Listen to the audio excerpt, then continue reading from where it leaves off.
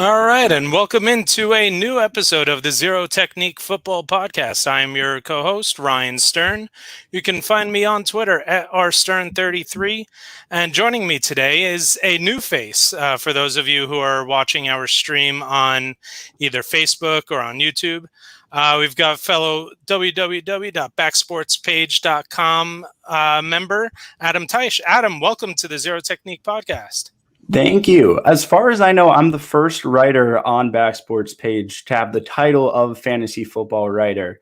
So I've been trying to wiggle my way into this for a couple of weeks now. I'm super pumped about it. I'm fortunate enough to be in the position where I get to write about the two things I love. I'm writing about the Golden State Warriors, who I've watched since I was 6 years old, back in the We Believe days. And then I got my heart broken when we traded Jason Richardson. And I get to write about fantasy football, which I've played since I was 7. I'm holding it down here on the West Coast. I know a lot of people associate San Francisco with like beaches and palm trees and sun, and it's not like that at all. The past 3 weeks, it's been like 58, windy and foggy. In my mind, that's perfect fantasy football weather. Happy to stay inside for the moment and chat with you. Yeah, I mean, here in the Northeast, in the Northeast portion of New Jersey, we just can't get anything lower than 87 degrees. Wow. Yeah, it's just been heat wave city.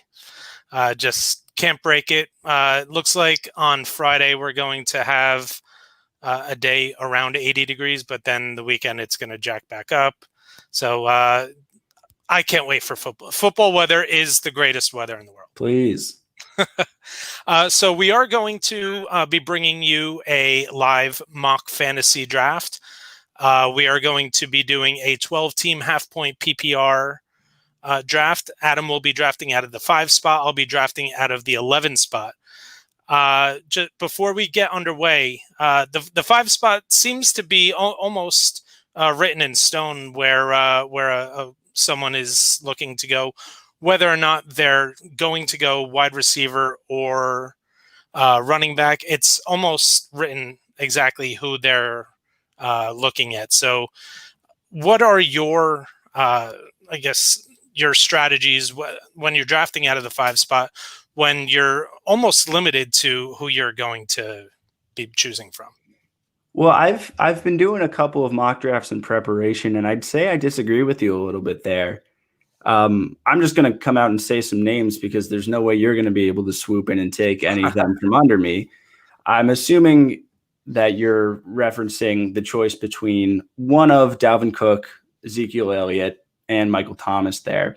Yeah. But I've seen some mocks happen where people are just strapping the jetpack on Clyde Edwards-Helaire and picking him around the 5 slot as well. So I'd actually say that there are a couple of names you could go with. I'm pretty sure I know where I'm leaning in terms of who I'd want among those players. But really, I think it just comes down to your fantasy philosophy. I'm not going to pull any punches with you, even though we're in a league together, especially in a year like this where COVID is just running rampant and everything's going to be even more volatile than usual. I just want to lock in my running backs. So who I actually end up drafting, that'll depend on the running backs who go before me, but I'm pretty sure I'm going to be selecting that position at the 105. Yeah, I tend to like to go, especially this year. I love the wide receivers that are in rounds 3 and 4. I do see myself for the first time, maybe in at least 10 years, almost locking in, going running back in the first round. Of course, you don't want to tie yourself to a strategy because you could be leaving value on the board.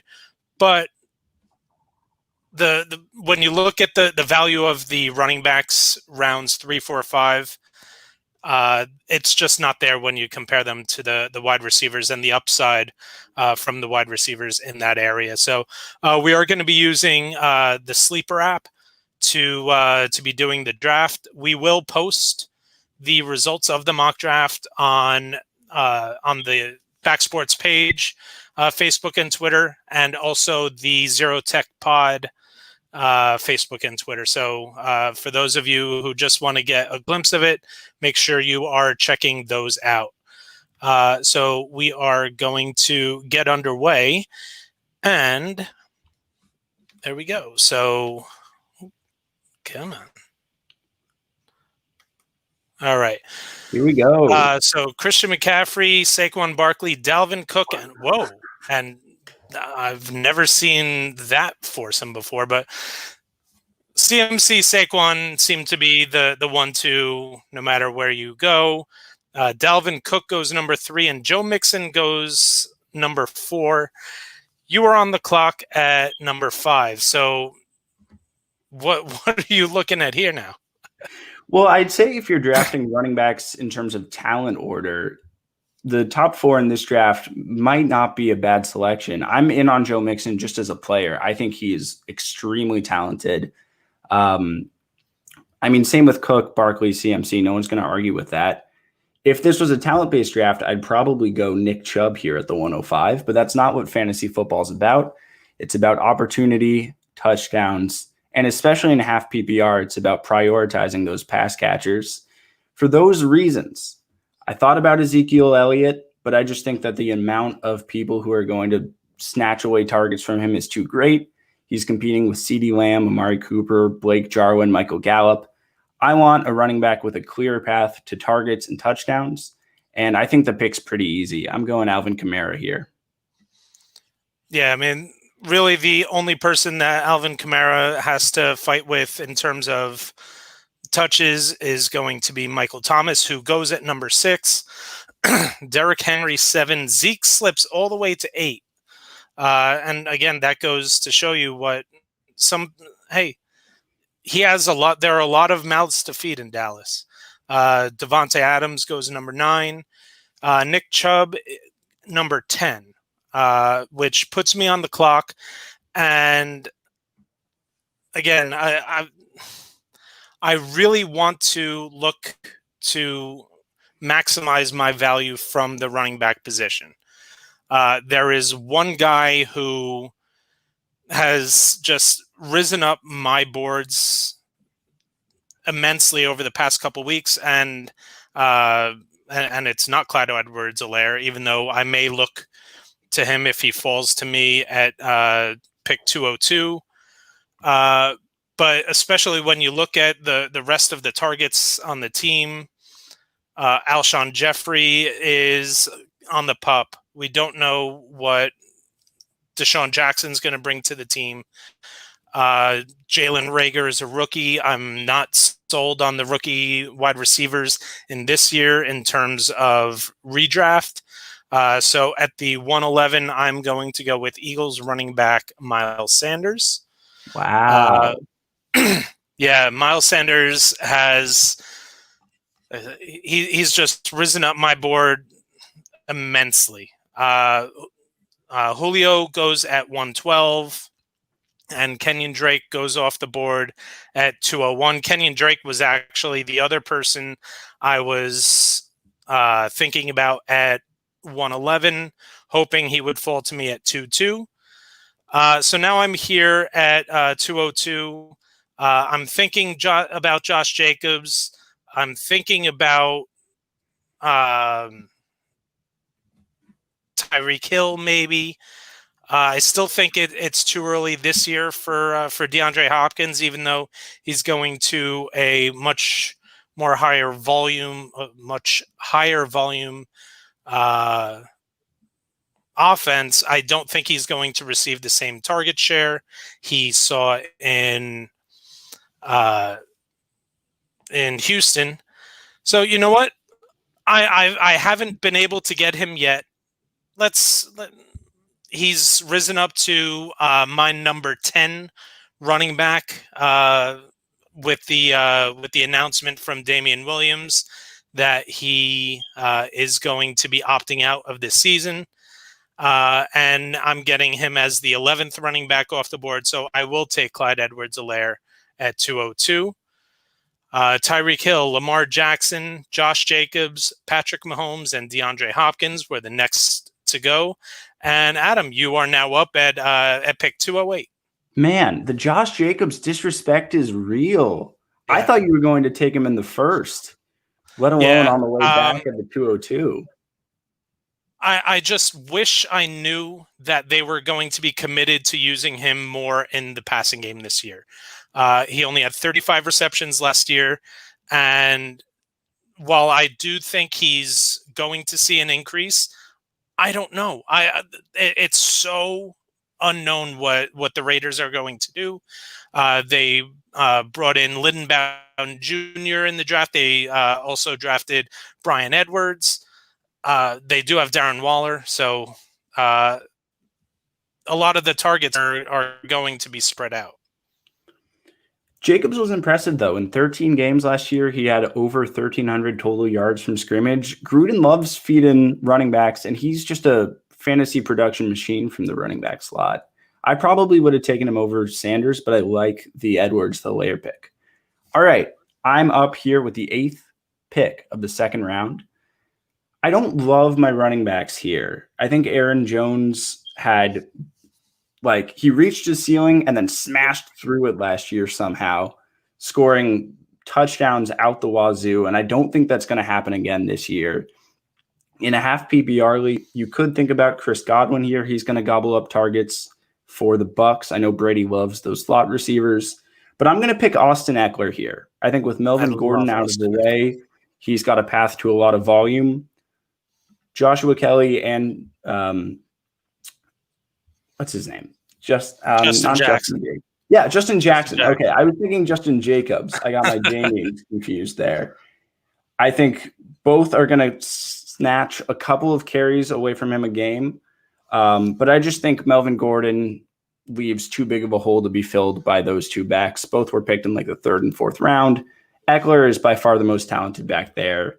He's going to be a great producer in any PPR format. All right, on the way back, I was trying to following your pick of Eckler, it went Aaron Jones, Travis Kelce, Chris Godwin, James Conner to round out the second, then Kittle, Le'Veon Bell, Mike Evans, and Leonard Fournette, and you are now up at 305.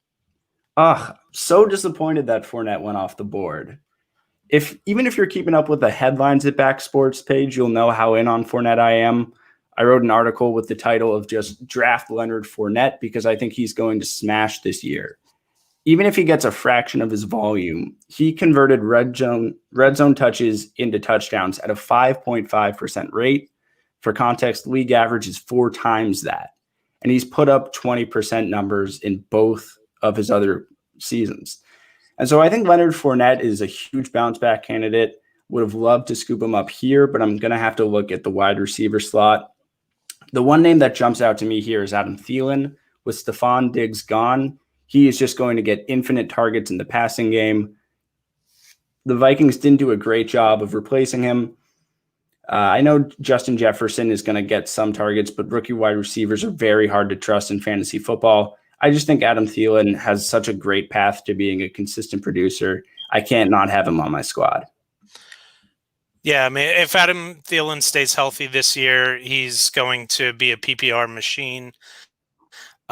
Justin Jefferson, I think, is going to be a really good player. I just can't count on it this year. Thielen and Cousins have developed a great chemistry. 305 is a great landing spot for Thielen. 306, one of my favorite players this year, Kenny Golladay. Then Amari Cooper, Melvin Gordon, David Johnson, and Chris Carson. So now I'm on the board at the 311. I am looking at some of the wide receivers now. And the one that's at the top of a lot of people's list is going to be Cooper Kupp. But I actually prefer Robert Woods to Cooper Kupp. So there's just no way I'm going to take Cooper Kupp before I even take Robert Woods. I'm looking at some of the other wide receivers. Now I'm looking for someone who I can hang my hat on to be my wide receiver one. After I drafted 2 running backs to start off, and the guy that I think you were saying, Josh Jacobs, getting the love. No one's giving love to Allen Robinson. I know a lot of people are scared off by the quarterback play, but Allen Robinson has made his career off of producing with subpar quarterbacks. I think he has every chance to be a top receiver in the league this year. If him and Nick Foles can develop a chemistry, watch out. I love Allen Robinson, so that's where I decided to go at 311. Then Todd Gurley and Devin Singletary come off the board, and now I could go and snag my my third running back. I'm not loving a lot of the options here in terms of the running backs. Mark Ingram, I like, just maybe think it's too early. Same thing with David Montgomery. And there's one wide receiver that just sticks out to me. He was able to produce last year with the worst quarterback play in the league in Carolina, and I am going to take DJ Moore. I love the upside that someone like DJ Moore is going to bring. After I took Moore, Cooper Kupp, Mark Ingram, AJ Brown, David Montgomery, and DK Metcalf. And now you are up at pick 408. Yep, I'm up and I'm officially upset. I was sitting on two wide receivers and they happen to be Allen Robinson and DJ Moore. I think we can agree that Nick Foles is going to be the best quarterback Allen Robinson has somehow ever played with, which does not speak well to the quarterbacks he's played with before. I got a couple of options here, none of which I love. Look at wide receiver. You could look for Calvin Ridley, who I'm not completely sold on as the 2 for Julio Jones. He's not much after the catch, and I want wide receivers with bigger play potential. I think it's a little too early to look for Mark Andrews here. So to me, I'm choosing between 2 players here. I can either snag Robert Woods, who's a target machine, again, going to be a constant producer in fantasy, but I'm going to spice it up here. I want to make a talent play. This is going to be a little risky, and it's going to hurt me over the first half of the season, but I just believe so much in the talent of Jonathan Taylor that I think over the second half of the season, he's going to put the fantasy stud muffin label on himself, put my team on his back, get me into the playoffs, and get me all the way to the ship. Yeah, man, Jonathan Taylor is in the perfect spot. He's got the offensive line in front of him. He's got a great play caller. The only thing is that the team, I think, is going to slowly phase him in while they phase out Marlon Mack. You said it perfectly. The first half of the season going to produce from stats over the first half of the season, but second half, watch out. After you take Taylor, Mark Andrews, the third tight end, off the board, then T.Y. Hilton, Calvin Ridley, DJ Chark to round out the fourth, to open the fifth. Odell Beckham in the fifth. Wow. Russell Wilson, Keenan Allen, and Juju Smith-Schuster. And you are on the clock at pick 505. I was really hoping Chark would get back to me there. To me, Chark is just so talented. Tall, blazing fast, alpha on his team. To me, Chark at the 412 is awesome value. I was hoping he'd get back to me. Alas, he did not. Really, there are only 2 possible picks here for me. I like Tyler Lockett a lot. He's someone who I've grabbed in fantasy the last couple of years, and he has not hurt me in his ADP. But to me, Robert Woods stands out as the better receiving option on the board. And if I wanted to remedy my Jonathan Taylor woes over the first half of the season, I could try going Raheem Mostert here. But to me, the San Francisco backfield is just too confusing that it's really just pouring gasoline on the fire that Jonathan Taylor brings to my team. So I'm going to go safe here, pick Robert Woods, have him in my flex spot for as long as I can, and then bring Jonathan Taylor in when I need him the most. Yeah, Robert Woods, this is one of the first mocks that I've done that I haven't walked away with Robert Woods. I just couldn't pass up on the value of DJ Moore at 402. Kyler Murray goes at 506. Zach Ertz, Tyler Lockett, Stephon Diggs, who I think it's a little early for Stephon Diggs, at 509, and Raheem Mostert, who I was looking at, goes the pick before me at 510, and now I'm up at 511. I'm looking back at the next here, and I already have Clyde Edwards-Helaire, so I'm probably going to steer clear of someone like a DeAndre Swift, just because I don't want to stack up too many rookies on this team. Again, another one, I would love to add someone like Cam Akers. I just think that's a little too risky right here. The running that I am looking at that's near the top of my wish list, I think has a chance to. So I'm going to try and play the ADP game, and let's see if he comes back to me in the 7th. I doubt it, but there is a chance. So now I'm looking at. I'm always a late round quarterback guy. Even Dak in the 5th, late 5th, early 6th is decent value. But I think there's even better values further down. So I'm looking at someone who just absolutely broke out in his rookie year when you don't see a lot of rookie wide receivers break out. And that's Terry McLaurin from the Washington football team. Scary Terry is just one of those guys who's just jam-packed with talent. Dak Prescott does go 5-12. To end the 5th round, and Darren Waller, that's my guy. I love Darren Waller. Great player. My go-to fantasy team name is I Am the Walrus.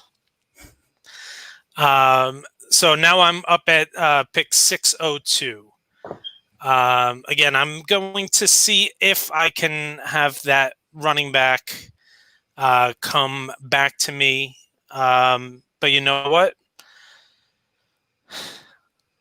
I think I'm gonna just let's do the little bit of reach. I have not been a fan of this guy since he was drafted. He's got so much talent, but just has not been able to show it. He had a couple flashes of brilliance towards the end of the year last year, but I think he's got a pretty decent hold on the starting job this year. And he's going to be Tom Brady's running back. Yep. And that's Ronald Jones down in Tampa. Again, I'm not a big fan of him, but I think the situation is too perfect. Kareem Hunt goes right after at 603. That was the other running back I was thinking about. Gronk at 604. Marquis Brown, DeAndre Swift, Marlon Mack. And you are now up at 608. Yeah, this is where it gets ugly. Yeah. I really was coveting Marquis Brown. I love him. I think he's going to gobble up targets on the Ravens. He's blazing fast. I just see so many routes for him to fantasy success that I try and snag him as much as I can. I thought you were sitting on Ronald Jones there. To be fair, I'm not trying to throw any shade on your fantasy game.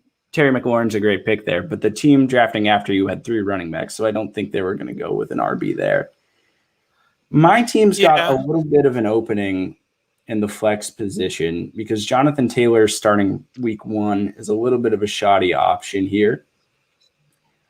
I could think about Deshaun Watson here, but I just don't like how injury-prone his targets are, and I do want to sit on quarterback a little bit here.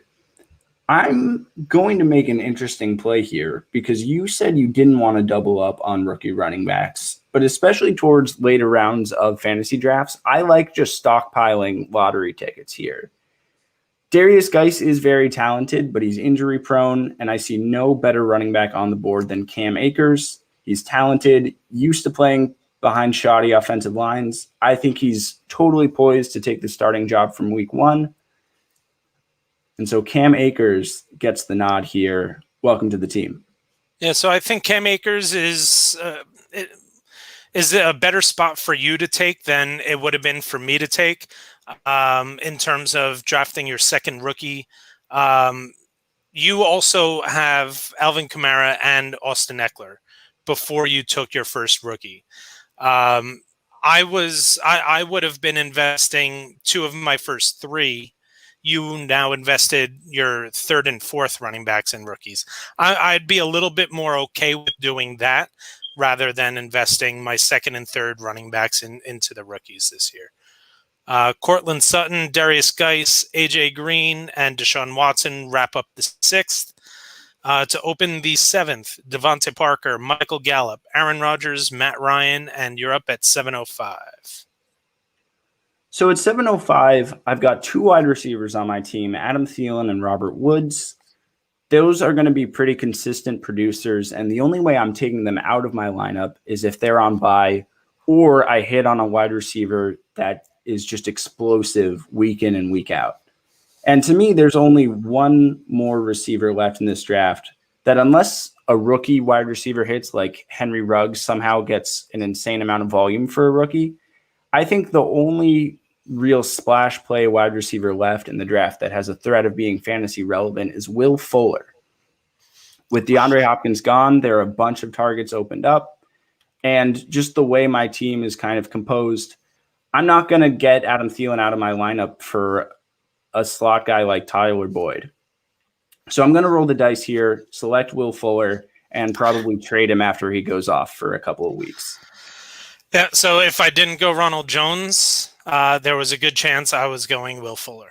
I think the upside, and there's a lot of discussion about who's going to be the number 1 in Houston. Is it going to be Will Fuller? Is it going to be Brandon Cooks? Will Fuller already has the established chemistry with Deshaun Watson, and we've seen what Will Fuller could do when he's healthy and on the field. He could be a week winning guy. So, Will Fuller is definitely one of the guys I'm looking at in the middle rounds. Evan Ingram goes after you pick Fuller at 706. Deebo Samuel, Tevin Coleman, Jarvis Landry, and the guy who I had in my queue, Drew Brees. Drew Brees is one of the guys. This is the earliest I've seen Drew Brees go in any of the mocks I've done so far. So I definitely thought I'd be able to get him probably at the 802 because the team picking on the turn already has Dak Prescott. So I would have waited. And again, even right here, I don't see any point of picking a quarterback. There are 1, 2, 3, only 4 other teams that haven't picked a quarterback, and there are still 6 guys that I'm comfortable with as my QB1.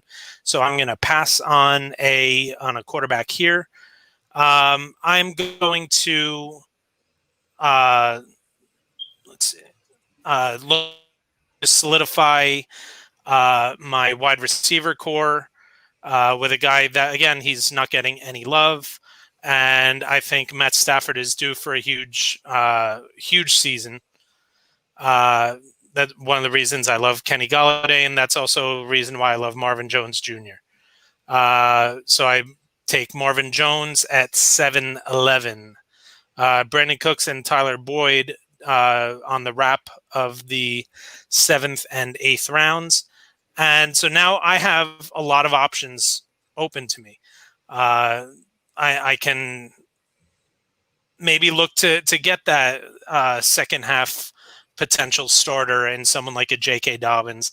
I think that Dobbins' path to fantasy success is going to be contingent on an injury to Mark Ingram. I think Clyde Edwards-Helaire has a better chance. Cam Akers has a more clear path. And same thing with Jonathan Taylor. I think he's got a clear enough path to take over because of the talent. So I'm steering. I haven't taken J.K. Dobbins anywhere. So this would be a good spot for me to look at tight ends. And there are a couple tight ends that I absolutely love at this spot. There's Hunter Henry, there's Tyler Higbee, but the guy that I'm going to take is the guy who's replacing someone who was the number one tight end in fantasy over the first 8 weeks of the season last year. He's a former first-round draft pick in Baltimore. The Falcons spent a lot of money on him, so I'm going to take Hayden Hurst at 802. I'm assuming you thought I was in on Hurst because that is way above his ADP. Yeah. Right now, see, at this point of the draft, I'm not worried about ADP as much as I'm worried about guys that I want to round out my team because I think they have the upside. So that, I mean, I probably could have gotten Hayden Hurst back to me at the 9-10 turn, but I didn't want to take the chance, and I didn't like the other options. So Julian Edelman, Matt Breida, James White, Jordan Howard, and J.K. Dobbins, a little run on running backs there, lead up to your pick at 808. That was one of the most nerve-wracking moments of this draft for me because I was praying to the fantasy gods that this one player would get back to me. Because in my opinion, there's the top tier of quarterbacks is as follows: Pat Mahomes, Lamar Jackson, Russ Wilson, Kyler Murray, Dak Prescott, Drew Brees, Deshaun Watson, and this next player who I'm so happy I'm going to be able to take. I think after Josh Allen, the quality of the quarterbacks in this draft drops. None of them have the rushing upside that he possesses in tandem with the amount of receiving weapons that he has. I'm not that confident in Daniel Jones to really hit his ceiling, although as a Giants fan, I'm really hoping that he does. To me, I think Josh Allen's the easy play here, going to be a fantasy-relevant quarterback who can potentially be the QB1 at any week, got rushing upside. Really, that's all I want to see out of my quarterback. And in the 8th round, I don't think that's too early. So after you take Josh Allen, it goes Sony Michel. Again, Sony Michel is, again, a lot of it has to do with the injury concern, but he's still a starting running back. Goes at 809. Kerryon Johnson, Tyler Higbee, and Phillip Lindsay round out the 8th. Alexander Madison, Latavius Murray, Darius Slayton, and Deontay Johnson open up the 4th, and you're on the clock at pick 905. I'm upset at that because I was really eyeing Latavius Murray there. High value handcuff, especially because I have Alvin Kamara on my team. I do think that Latavius Murray in the 9th round is a little high, especially because the fake team who took Latavius Murray doesn't have Alvin Kamara. I think the only reason you should really draft a handcuff in fantasy is if you're handcuffing your own back. But they did need a running back. They had last picked one in round 3. Though I don't know why they wouldn't have picked someone with a bit of a clearer path to relevance like a Keyshawn Vaughn. So I'm going to have to scramble here. I don't have a tight end, but to be honest, because you've already taken one, I'm just going to wait on the late round ones that I like. Don't love most of the options here, to be honest with you. I think Keyshawn Vaughn is an interesting option here. He's young, could take over some of the passing downs, but competing with Agumbawale and LaShawn McCoy is just too much for me. I'm going to make a talent play here. The Dallas Cowboys have said they want 3 wide receivers over 1,000 yards. 2 of them are off the board, but CeeDee Lamb, who was, in my opinion, the best receiver in this draft, is not. He's the most talented player that's remaining, and so I'm going to grab him. So in my dynasty league, I actually was able to grab CeeDee Lamb at pick 107 in my rookie draft, and somehow Michael Pittman Jr. lasted to 207. So nice. I'm going to be set at wide receiver for quite some time in that league. Carson Wentz, interestingly enough, goes to a team that already has a quarterback. Then Hunter Henry goes to a team that already has a tight end. Keyshawn Vaughn at pick 908, Emmanuel Sanders, and Mecole Hardman at 910. And I'm now on the board, pick 911. I do have the quarterback that I want, and I mean, I guess we don't necessarily we can't guarantee that the team is not going to take a second quarterback, but I'm going to take that risk that Team 12 does not take my quarterback that I want. So I'm going to look to bolster my, and I was definitely looking at Keyshawn Vaughn to handcuff my Ronald Jones. Unfortunately, that didn't happen. The other two, we don't know who the handcuff is going to be for Clyde Edwards-Helaire, and I still think it's way too early for someone like a Boston Scott. Plus, there's a chance the Eagles go out and sign someone else. So I'm going to go with a little bit of upside with someone with maybe a decent chance at fantasy relevance, and that's going to be rookie running back Zach Moss. And they did take a quarterback, but it's not the quarterback that I wanted. So, yay. So again, I'm going to stack up my my Marvin Jones pick, and I think I made it pretty clear. The guy that I want here is Matthew Stafford. I'm getting him as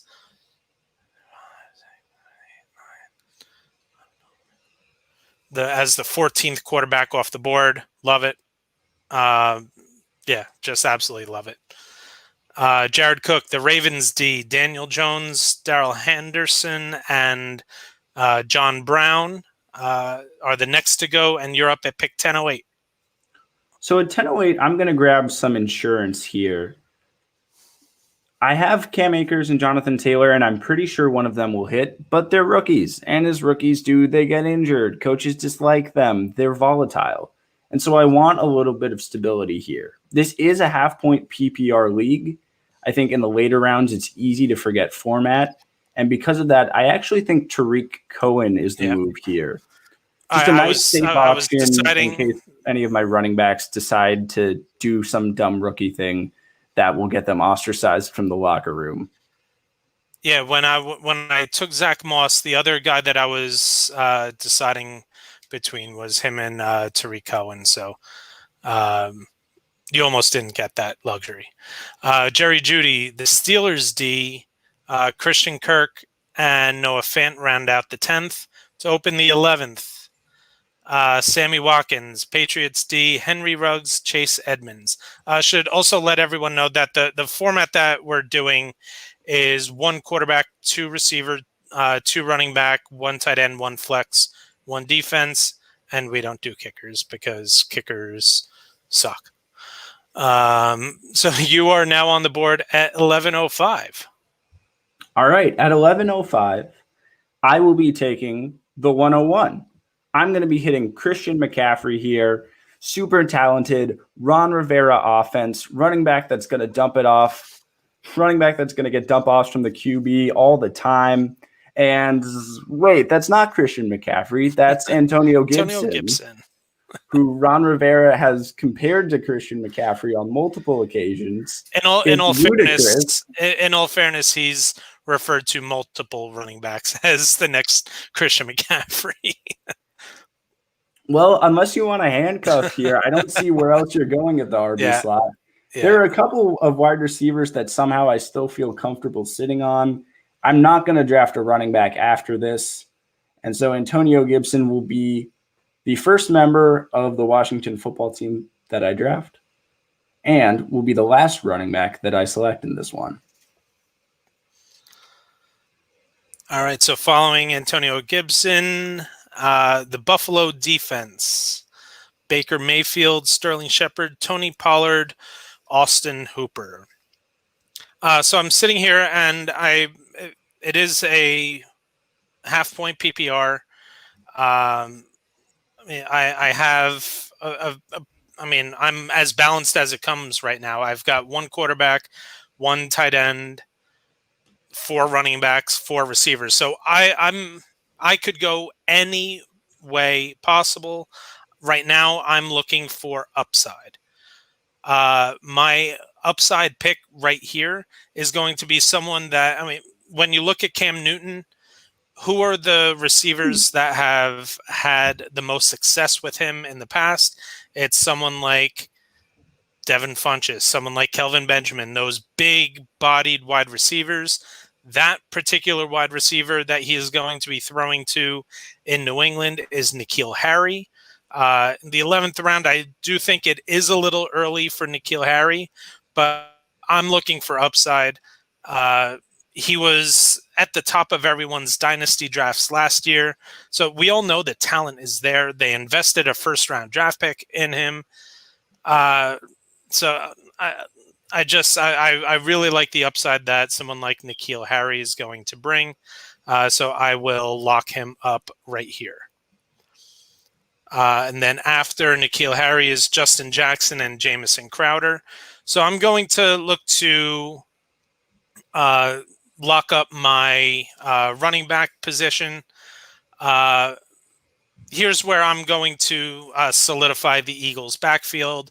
I think this is now a perfect time in the 12th round to lock that up with someone like Boston Scott. We saw what Boston Scott was capable of doing when Miles Sanders left the game. Granted, it was against the Giants, but Boston Scott went off for over 150 total yards and 3 touchdowns.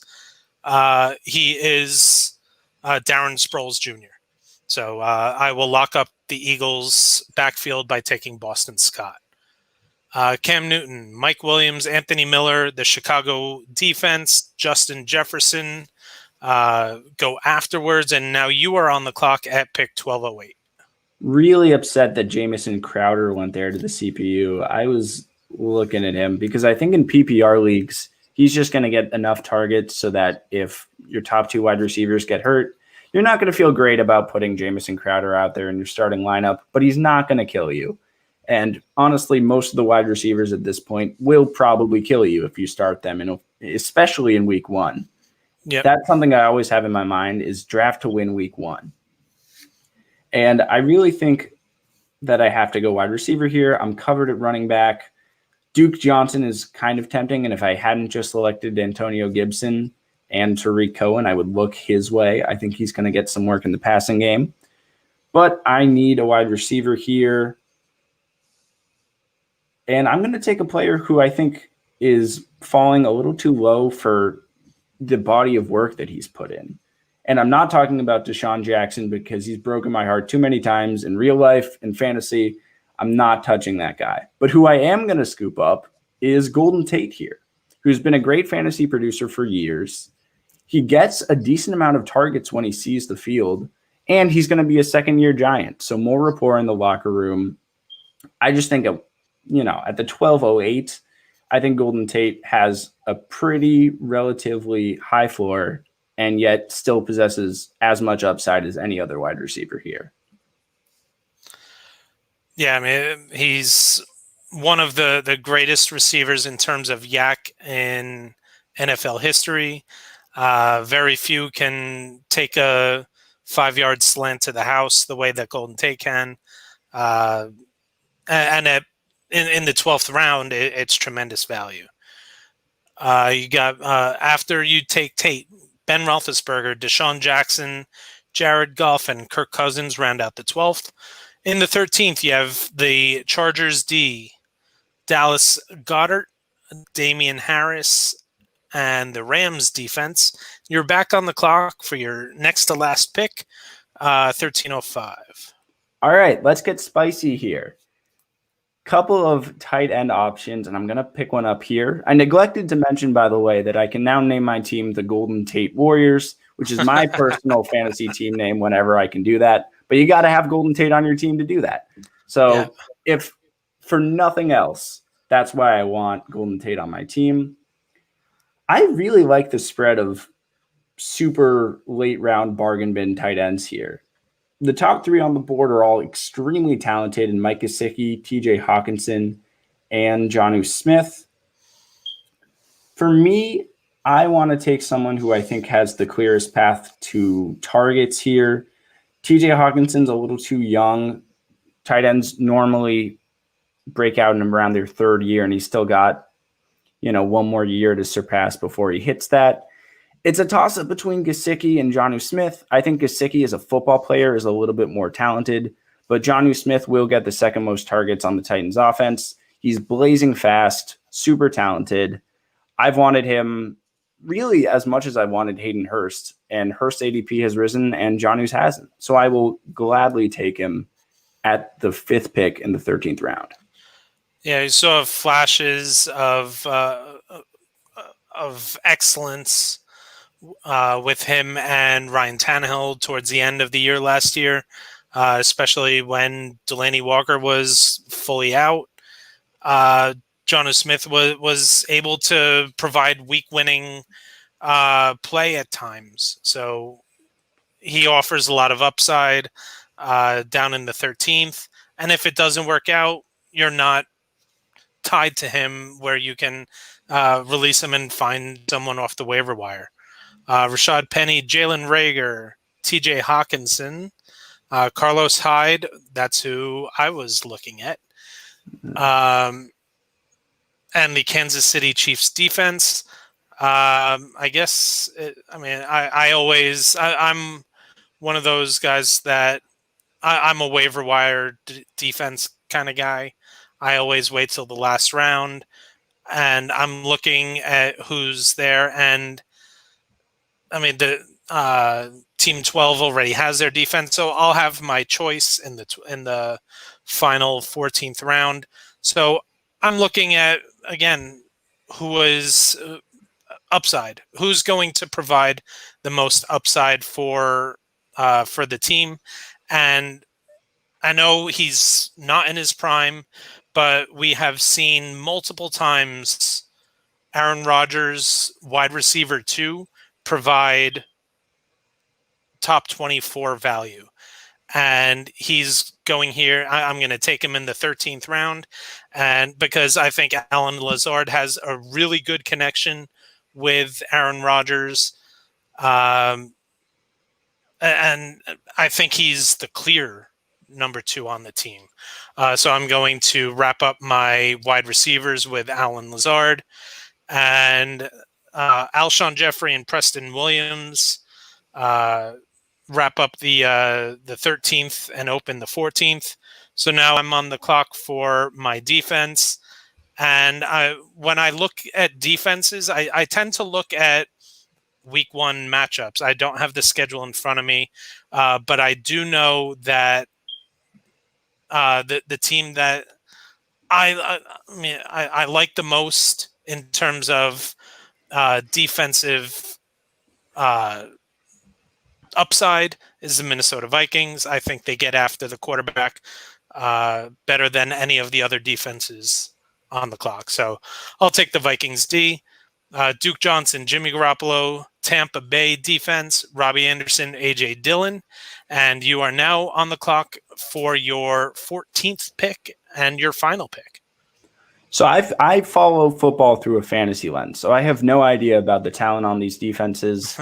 I saw Madden release their top 10 safeties recently, and I didn't think I could name one. I know Harrison Smith is on the Vikings. That's my one bit of information. Irish. I scout these guys so much on offense, and defensively, I couldn't tell you anything. But I can tell you that I think the Washington football team is going to be a dumpster fire this year, and the Philadelphia Eagles play them in week 1. So to me, easy pick here. Thought about the Colts because they play the Jaguars. I just think the Washington football team is not as talented as the Jags. I like Fournette. I like Chark. Washington, I like Mclaren, and that's it. So for me, easy pick here. You draft to win week 1, and your best shot at doing that in your defensive position is the Philadelphia Eagles, unless you want to pay up for San Francisco. But don't do that. That's not the way to win. All right, to round out the draft, Nyheim Hines, Ryan Tannehill. Oh, no Brandon Ayuk. That's Darrington Evans and Michael Pittman Jr. I was seriously thinking about Michael Pittman instead of Alan Lazard in the 13th. Michael Pittman Jr. He's built to play outside receiver in this league. I mean, he's. I've said it before on the show. A lot of times during the draft process, the name that was comped to Michael Pittman so often was Mike Williams. And now he's going into an offense with Phillip Rivers, who just made Mike Williams a lot of money by with having double-digit touchdowns. And I think, while I don't think it's the upside this year, why can't it happen in 2021? But I think he can provide some nice bye week fill-in stats. So Michael Pittman's going to be one of the more interesting guys, because I don't think he's necessarily built for the speed in terms of how these players are going to be getting adjusted to the NFL. He's just a big physical receiver. So, hey, last round, why not? So, Adam Teich, want to thank you for joining. This was fun. Loved having being able to do a mock draft at any time is always great. I hope I didn't tip my hand too much for the fantasy league that we're about to be in. Oh, well, to be honest, I tip my hand every show that I do. We always like to have some sort of fantasy spin on the show. Sure. We have some great fantasy guests. For those of you who are big fantasy fans, go check out the archives. A couple weeks ago, I was able to interview Jason Moore from the Fantasy Footballers. He gave me like a half hour. It was just one of the favorite interviews I've ever done. And of course, from footballdiehards.com, come on as one of our most regular guests. We love fantasy here on the Zero Technique Pod. Yep. And for me, I've got some fantasy articles up on Back Sports page. Probably will do an analysis on this draft in the coming week or so. So look for that on the website. Plenty of good things to write about. The team after me went a very weird zero RB strategy. They took 4 wide receivers and Kyler Murray, and they're going to be starting Marlon Mack and J.K. Dobbins in week 1, which is just gross. Yeah. On a couple of the late round picks, I think with Michael Pittman Jr., I mean, T.Y. Hilton's body is basically just a couple of sticks held together by twine at this point. And I like Brandon Ayuk because there's no one in front of him in terms of pass catching except for George Kittle. I think he's going to get a bunch of targets. And if he's good, use a late round draft pick on him. So look for more content like that on the website. Yeah. And I know I'm going to be having a fantasy tips and article coming up this weekend. So make sure you're checking out www.backsportspage.com. Follow Backsportspage on all social media at Backsportspage. Where can they find you on social? All right. On the Twitter, I am at Claytheist Adam. So that's KLAY theist. And then on Instagram, I am Adam.Teich. That's TEICH. And I think that's all for me. I'm going to start up in my Facebook presence in a bit, but I still got to figure out like banner images and all that stuff. I'm 20, but I really do feel like an old man when it comes to technology, especially Facebook. There's something about their UI that I don't know. Maybe I'm not super well equipped to pick it up, but I'll be posting most of my stuff on Twitter and IG and trying to up my Facebook presence in the coming weeks. Yeah, well, since I am the old man, you can definitely find me on Facebook. But I'm on Twitter as well and IG, and you can tell how much I have to learn about IG because I think I have like 4 posts in the last year. But there will definitely be more posts coming on on Twitter and IG, as my wife and I are expecting baby number 3 next Friday. So for those of you, make sure you're following at Stern33, both Twitter and IG. And again, the show, the Zero Technique Pod on Facebook, at Zero Tech Pod on Twitter. Adam, thanks for joining me tonight. Yeah, awesome time. All right. And everyone, thanks for tuning in. Thanks for subscribing to the show on iTunes or on Apple Podcasts and on Spotify. And until next week, hopefully I'll be able to get one last show in next week before the baby comes. But I hope everyone is well, and we will speak soon.